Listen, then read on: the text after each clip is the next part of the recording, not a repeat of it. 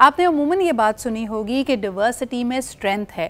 जितनी ज़्यादा आपको वैरायटी मिलेगी चीज़ों में, लोगों में, उनके कल्चर्स में, पहनावे में, खाने पीने में, यही एक माशरे की स्ट्रेंथ है कि वो कितनी हम आहंगी के साथ अपनी इनफरादियत को बरकरार रखते हुए एक साथ कोएग्जिस्ट कर सकते हैं।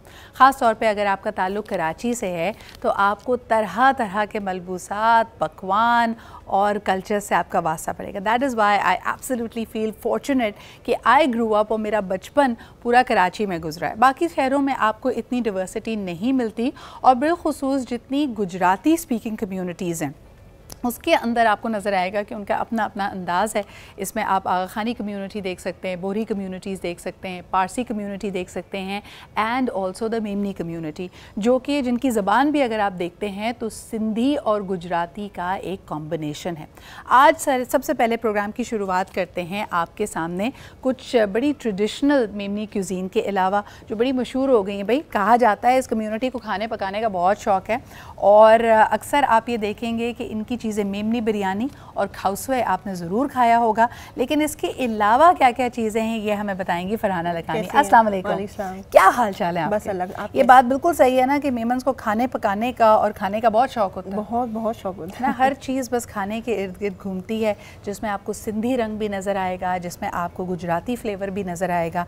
आज आप बड़ी ज़बरदस्त कलरफुल डिशेस लेके आई हैं। पहले बताएं, ये जो 3 रंग के चावल यहाँ पे मौजूद हैं, ये डिश का क्या नाम है? ये रेनबो राइस है। रेनबो राइस है, ओके। और इसमें यानी कौन से फ्लेवर्स होते हैं? स्पाइसी है जी, स्पाइसी, बीच में स्पाइसी होता है, इसमें सॉस होता है, चिकन का सॉस होता है, वो स्पाइसी थोड़ा बनता है, तो इन सब बैलेंस हो जाता है ना। और ये रेड में भी जैसे केचप और इस तरह की चीज़ें डलती हैं, और ग्रीन चिलीज़ डालते हैं, तो ये पूरा एक लेयर बनता है। अच्छा, आप अक्सर देखें कि इनके पास होता है, यानी मेरे ददियाल side is of course Memons, so I can tell you a little bit about it कि खिचड़ा बड़ा ज़रूरी खाया जाता है, और आज तक मुझे वो फ्लेवर्स याद हैं। जैसे ये रेनबो राइस कह रही ना, मेरी दादी हमेशा जब बिरयानी बनाती थी तो उसमें लाल या ज़ाफ़रानी रंग के बजाय हरे रंग का इस्तेमाल करती थी। ये एक मुझे बड़ी यूनिकनेस नज़र आती है। और आज आप यहाँ पर तरह तरह की चटनियाँ देख रहे हैं। मेमन्स के घर में जी आपको खाना मिले ना मिले, चटनियाँ और अचार ज़रूर मिलेगी। तो ये ज़रा बताइए, मेमन हम ना कॉन्डिमेंट्स ना हो तो हमें मज़ा ही नहीं आता। बताइए ये मायो मस्टर्ड सॉस है, ओके, और ये ग्रीन चिली सॉस है। ग्रीन चिली सॉस है। अच्छा, मैं आपको बताऊं कि हमारे नेबर्स भी because they are part of the same community, तो रोज़ वहाँ पे सिलबट्टे में हरी चटनी बनना ज़रूरी है। यानी जो बड़े बुज़ुर्ग हैं उनका अचार भी बड़ा स्पेशल होता है, जिसके अंदर अगर आप देखें तो एक ख़ास मेमनी आम का अचार होता है या मिर्चों का अचार होता है जो बड़ा मशहूर है। उसके अलावा हरी चटनी यूजुअली सिलबट्टे पे बनाई जाती है। अच्छा, एक मीठी डिश भी यहाँ पे मौजूद है, ये भी बताएं लोगों को। ये क्या? मलीदे के लड्डू होते हैं, ओके, तो मैं आज मलीदे का हलवा बना दिया इसको। क्या बात है, हमने कहा लड्डू कौन है, पेट में जाके तो मलीदे का हलवा ही बनना है, कोई बात नहीं, ठीक है जी, ज़बरदस्त।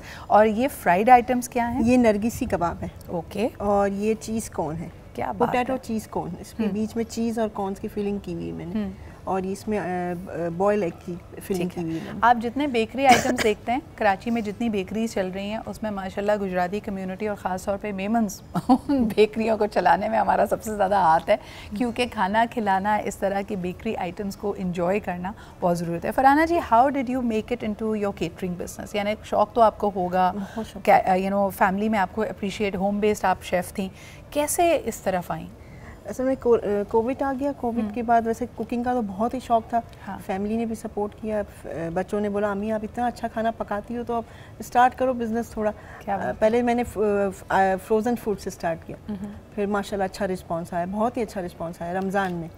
फिर जैसे रमज़ान के बाद तो फ्रोज़न इतना यूज़ नहीं करते सब, फिर जो ऑर्डर्स आता गया मैं लेती गई, फिर माशाल्लाह इसी तरह आहिस्ते आहिस्ते सब कुछ। क्या बात है। अच्छा, एक और चीज़ आपको मैं बताती चलूँ कि आपने खाउसवे सुना होगा, जो मेमनी कम्युनिटी की फेवरेट डिश है। बर्मीज़ नूडल्स को हमने अपना ही एक तरीका दिया, हमारी कड़ी भी ज़रा मुख्तलिफ होती है।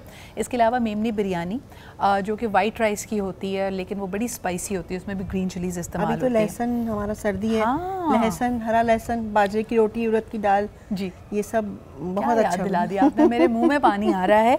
लेकिन जो सवाल मैं आपसे कर रही थी कि आम तौर पे आपने घरों में चकला बेलन, जो बेलन बेलन होगा वो बड़ा मोटा सा बेलन देखा होगा।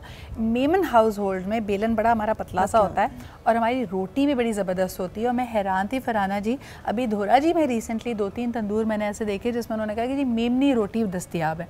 तो मेमनी रोटी इतनी मॉइस्ट, इतनी ज़बरदस्त क्या होती है, उसकी कुछ टिप्स बताएं हमें। नहीं, वही है, पहले से हम आटे को डो के असल में पहले उसको गूंदना सही तरह पड़ता है और उसको थोड़ी देर रेस्टिंग पीरियड इम्पॉर्टेंट है। ओके। और मैं अपनी दादी को देखती थी, वो कई दफ़ा बेलती थी, यानी बेल के फिर उसको दोबारा पेड़ा बनाती थी, फिर बेलती थी। तो ये भी पहले उसको सही तरह गूंदना हाथों से, उसको कहते हैं ना खूब फाइटिंग कर लो आप सही तरह, खूब, यानी जितना एंगर है ना वो आप एनर्जी पहले आप उस पे लगा दो।